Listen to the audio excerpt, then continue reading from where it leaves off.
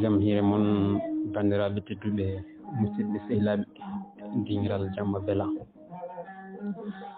hande gonɗen koye dartol Fouta tawi eɗen kaala dow diwanuji Fouta hanki gonnoɗen koye diwan Toro hande kadi paaɗen koye diwan biyeteɗo Halayɓe o payen kadi e law e yirlaɓe hebbiyaɓe so Allah jaaɓi.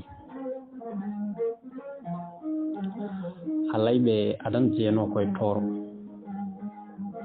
keerol hakkude mabɓe e Toro ko jorol banggue mabɓe funnague ɓe kaaɗi ko tulde woɗɗi guure ɓurɗe wadde fayida e nder Halayɓe ko Ɓogge, Demet, Thide, Calgu, Saare Ndogu, Beeli Cowi, Daara Halayɓe. Daara Halayɓe e walande keediɓe banggue worgo ɗeɗo guure foof noon eɓe joguino mawɗo goto mawɗo mabɓe wiyete ko joom heewi iwde koye famiyaji lawkoɓe yetteteɓe Lamɓe. Joom noon ina wondi kadi e ceerno goto ñawowo ko on woni iliman eɓe gondi e woɓɓe kadi jagorɗe sinoɓe gueɗe ɗe so ñawore ñawama ko elimano noon taƴata ñawore nde joom o yamiri yo jaggue ɗe tinu ñawore nde so guerre waɗi ko joom o ko kañum suɓoto fodɓe yaade guerre so wuuro yanama walla kalaji goto fiyama ko joom kadi heblata holno ɓe joftorto. Eliman noon e aada mabɓe ummoto koye famiyaji e jiggo en ɓe banggue juɓɓudi rendo ngo worɓe hellifaɓe foof mbaɗatno ko pelle pelle ina waɗi needi ina waɗi jangde ina waɗi ballodiral so woodi mo sellani ko kamɓe foof ndendata ɓe ndemana jomum walla woni hen ina mbomira guila e cummuji walla ha e ndungu ina bonni galleji mumen ko yimɓeɓe foof daroto fewnana ɗum kono kadi ɓe jiiɗa seeña kala mo jaɓata gollade ɓe ndendan ɓe kaɓay mum eɓe mbawini hay fiide ɗum walla ɓe puusa galle mum tawi hay goto suusa haalde. To banggue rewɓe to kadi eɓe jogui juɓɓudi wandi noon eɓe jogui pelle ina jaggodiri no fewi ina wonno ballodiral e jokkere enɗam foof ɓe mbi ko ndiɗo juɓɓudi walluno Halayɓe nden dartade safalɓe no fewi ha tengke safalɓe tuwa birane.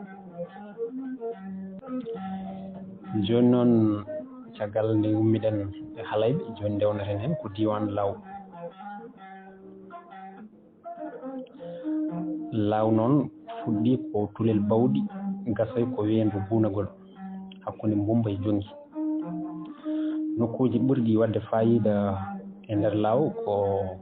Kasga woni Kaskas, Madina Diaƴɓe, Gollere, Miri, Dowguel e Mbumba. Ardinoɓe Law ko adi garagal almameɓe ko Fulɓe Sayboɓe e lefol mabɓe parnorgol biyegol Kamalengu to Gollere. To Mbumba ko joom wonno lefol mabɓe parnorgol to Miri ko arɗo Miri ɓen ko Sosoɓe. Ndiɗo juɓɓudi nandi tan koye juɓɓudi yirlaɓe ɓe saabu ko famiyaji gooti gardi Law e yirlaɓe saabu ardiɓe jalti koye Nango Demba e Wulunde Demba ɓen ko mawniraɓe Gallo Demba ardiɓe galoyaɓe e Hebbi Demba on woni gardiɗo hebbiyaɓe. Caggal ɗum e tema dande 16 caggal nde almameɓe laami ceernaɓe ɓe lomti leppi fulɓe ɓe ko nden wanwanɓe ɓe keeɓi fayida mawɗo e nder diwan Law he ɓen wanwanɓe jaltinoyi hedde almameɓe jeegom e nder almameɓe Fouta cabantarɗe taho almameɓe en jeegomo ko wanwanɓe jeeya koye on ɗon diwan biyeteɗo law. eyyi joni noon garten koye diwan Yirlaɓe Hibbiyaɓe. eɗen gandi ɗiɗo diwanuji ɗiɗi ɗi jogui ko inde kinɗe fulɓe. Yirlaɓe Hibbiyaɓe fuɗɗi ko cangol walla weedu gunagol haali ko Diabo. on ɗon nokku biyeteɗo Hibbiyaɓe lamotono ɗon ko Satiri Boubou Booli, kanko ardino diwan o, kanko wiyete Boubou Samba Lamou tanum sayboɓe ɓe jettere ko Ba. caggal ɗum laamu ngu arti e fulɓe sosoɓe ami Gallo Demba e Hebbi Demba. Hebbi noon ina famɗi to banggue Sénégal ga, diwan o ɓuuri mawnirde ko banggue Mauritanie to. no mbiɗen ni laamotono ɗon ko sayboɓe Satigi Boubou Booli e ɓiɓɓe mum Hammadi on fayi Harlaw Sara Dekle, Samba woni lamɗo Diaba Dekle, Tumunna woni Satigi Néré, Hatar, Caskon e Fondu. laamu sernaɓe ɓurnoɓe ɗon dowlude ko liiduɓe yaltuɓe e Eli Fadal ɓe iwde mumen gimmi to Funeɓe kono famille Tafsir Ɓoggel en. kamɓe liiduɓe ɓe dañi almameɓe jeegomo e nder on ɗon diwan. e nder diwan Hibbiyaɓe o ɓe dañi almameɓe jeegomo ɓurɓe hewde hen ko liiduɓe. eɗen gandi almami Youssouf Sireli fiilama laabi kewɗi kene wona hedde laabi 13 en. eɗen gandi kadi Tafsir Ɓoggel ko neɗɗo baɗɗo fayida no feewi, wonduno koye almami Abdoul en ceerno Souleymani Bal en. hayso tawi o fiilaka ɓi hone hono almami Baba fiilama, hono Baba Li Tafsir Ɓoggel fiilama almami 1837 1841. ɓe dañi kadi ha hande almameɓe woɓɓe waɓe henno almami Amadou Demba Siré Ly 1861 1863. ɓe dañi kadi ha hande waɓe henno Ndiaye Eli Baro fiilama kañumne gadunol mum 1875 1876. e almami kadi ne Siré Babou Ly kañumne fiilama laabi ɗiɗi lawol gadunol ngol ko 1880 ha 1881, ɗimmol ngol ko 1881 ha 1891. kanko wattidi fiilede e almameɓe Fouta. joni noon garten e tarihi Yirlaɓe. eɗen gandi diwan Yirlaɓe ene woodi kadi leñol fulɓe Yirlaɓe. e wiide Cheikh Moussa Camara ha hande Yirlaɓe ɓe mbi kañumen gummi ko leydi ene wiye Saba. ɓe piri toon ɓe ngari to wiyete Bortu walla Bornu. e fergoji ɓe ngari ha e Masina ɓe koɗi ɗon.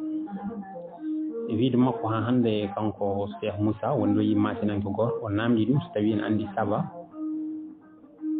so on kadi en andi Bortu. on wi anda Bortu kono ina andi Saba. Saba ko nokku e nder Masina. nokku kadi ina wiye Bortu Sabay. Saba ko nokku gonɗo ñaamo Mofti. ina wawi Bortu tawi ko kañum tan woni Borku mo wiyo. Yirlaɓe mbi ko Bortu, kanko wi ko Bortu. ina gasa tawi fof ko gotum. Sabay ina wawi tawi kañum won toye Saba. ina laaɓi en kam Yirlaɓe gummi ko nokku e nder Masina, saabu kamɓe fof ko ɓe iwdi Masina. ɓe pecci toon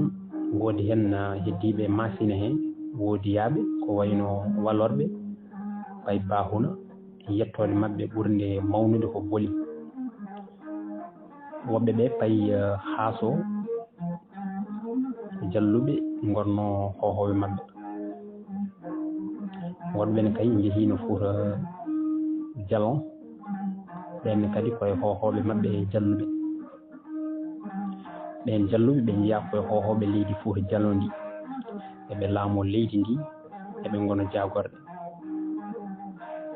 Fuuta Jalonkoɓe ɓe ɓen kay ina kawri kala jettoteɗo Jallo ɓe mbiyata ɗum ko girlajo ɓe mbiyata ɗum ummi ko yirlaɓe kamɓe ni ɓe mbiyata ko jallejo girlajo kamɓe kadi mbiyata baba fof ko ururo ummi koye ururɓe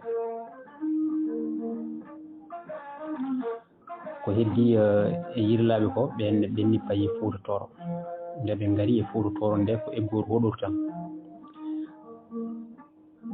sahaɓe paya rewo sahaɓe ketta worko ɓe gona saraji gabaɓe ina gasa tawi ko eggoru maɓɓe hoɗoru ndu no ɓe jehirta eɓe jirlo ni ɓe hokkiɓe inde maɓɓe yirlaɓe nde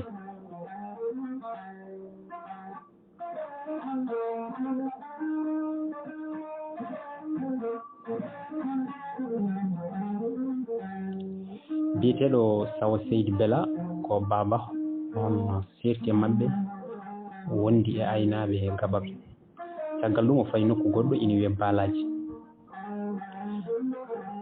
mayen kal kabaruji goɗɗi ko fewri e oɗo yesso so Allah jaaɓi kanko Sawo Seydi Bela o en kalino histoire Diawɓe wonde arɗo Diawɓe wonno ko Jowol yirlaɓe konno ko banggue luggere pooli boɗeji ha wendu kere kere ene wiye luggere pooli boɗeji ko Diawɓe tan koɗi hen ceerno Ali Jeliya wi tanum yirlaɓe jeeri ko kañum heccitanum yirlaɓe pete tanum yirlaɓe pete one kadi heccitanum yirlaɓe Allah yiɗi koɓe tato ɓe gonno ko Hammadi Samba e Demba kamɓe tato fof koɓe ɓiɓɓe baba ɗum kadi ina wawi wonde saabu kamɓe lamɓe yirlaɓe adande ɓe fof koɓe jalluɓe ceerno Ali Jeliya kadi wi nde yirlaɓe pete ɓe tacci maayo ngo fewde Sénégal ga caggal nde ɓe jana jawdi maɓɓe booma ɓe jiiɗi rendinde jawdi ndi fof ɓe dokka gaynako goto ɓe kalfina ɗum yo aynanɓe hono gaynako Serde on en aynanaɓe eɓe jooɓo ɗum woodi maɓɓe mbi ala hoto mbaɗen noon goto fof tan yo toppire jawdi mum ɓuuri moƴƴude ɗum kadi ne ɓuurata yawde yeñde ɓe kori famodirde haala ɓe mbi ala ko keddorɗen e jawdi o heewani dokken ɗum gaynako Serde tan aynana en ni woni kamɓe fof ɓe dendini ɓe dokki gaynako goto ko ɗum waɗi ɓe natti hewde jawdi ɓe jogui tan ko seeɗa ɓe mbatino tororɓe ni ɓe ganduɗa ɓuuri toppe haade ko ndema so jiiɗi kosam ɓe maɓe cippe wiyama Gallo Boubou Ali ko iwdi mum ƴeftiti laamu caggal jalluɓe ɓe faafaɓe ɓen jettete ko Joob ko heewi e ɓen ɗon faafaɓe mbayli yettode maɓɓe e Joob nde saabu ɓe mbi ko nden yettode fullani ɓe mbaylidi ɓe mbatti Ba kono kadi ina woodi e maɓɓe ha hande heddotiriɓe yettode maɓɓe e Joob nde kamɓe faafaɓe yirlaɓe hono no inde maɓɓe nde ni tan eɓe jirlo tan eɓe gegga tan eɓe kotta haaɓe ñiiɓe to ɓe goni hande ɗo banggue rewo ngo noon e banggue worgo ngo fof yirlaɓe jeeri ɓen goni Dabbe yirlaɓe pete ɓen goni Thila yirlaɓe Allah yiɗi ɓen goni Moringel yirlaɓe jeeri guinnirama yirlaɓe jeeri saabu maɓɓe honnode to wiyete Tulde Jeeri Rewo yirlaɓe pete ɓen mbirama noon saabu maɓɓe honnode e wimbo hayre wiyetede Feetere Hayre Thila feetere noon so heewi wona peete ko ɗum woni yirlaɓe peete yirlaɓe peete wonto yirlaɓe pete yirlaɓe Allah yiɗi noon mayen kal ko addini ɓe wiyede noon yeeso seeɗa so Allah jaaɓi nden kala ɗo noon jokkodiral yirlaɓe e Diawɓe kamɓe tan fodduno ina wawi kadi tawi yirlaɓe meeɗani settude e jawɓe hade kay laamu jawɓe yande tawi ko deniyankoɓe husi laamu jawɓe mbowmuɓe to liggere pooli boɗeji kamɓe yirlaɓe ɓe kodduno hon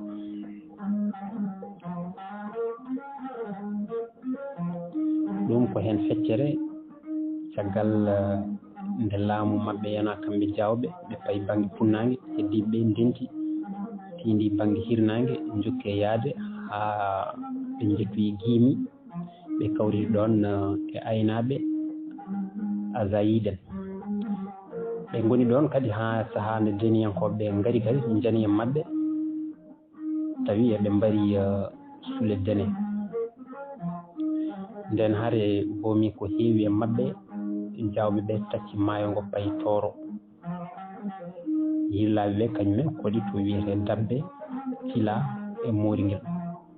ɓe goni ɗon ko juuri caggal ɗum ɓe ƴefti feere taccude maayo ngo ɓe paye Sénégal beele mawloyade caɗele safalɓe toɓe pelliti eɓe jaaha ɗo yirlaɓe pehe ɓe mbiɓe minen tawi min jiiɗi ko paɓɓiton yaadu mon ndu beele enen foof eɗen jaada siko hanki emin majjiraɗo jokal seeɗa emin jiiɗi yiilade somin kaljiri on saaha enen foof jaaden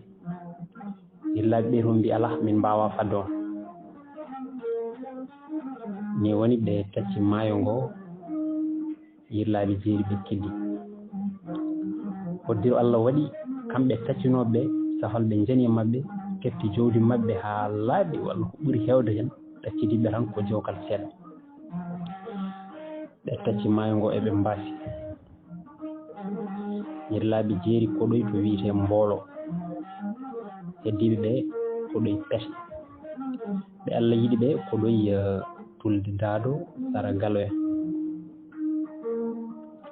yanaɓe ɓe keɓɓitinde heddiɓe ɓe onon dey kon yirlaɓe Allah yiɗi nde tawno kamɓe kam ɓe janaka jawdi mabɓe heftaka ɓe mbi onon kon yirlaɓe Allah yiɗi ɗum addi ngol ɗon konngol yirlaɓe Allah yiɗi e wiide kadi ha hande ceerno Oumar Kane wonde ɗo yirlaɓe ɗo nde tawe ɗon ha hande leƴƴi seɗɗe wontuɓe Haalpulaar en e jettoɗe mabɓe waaɓe hen no Daman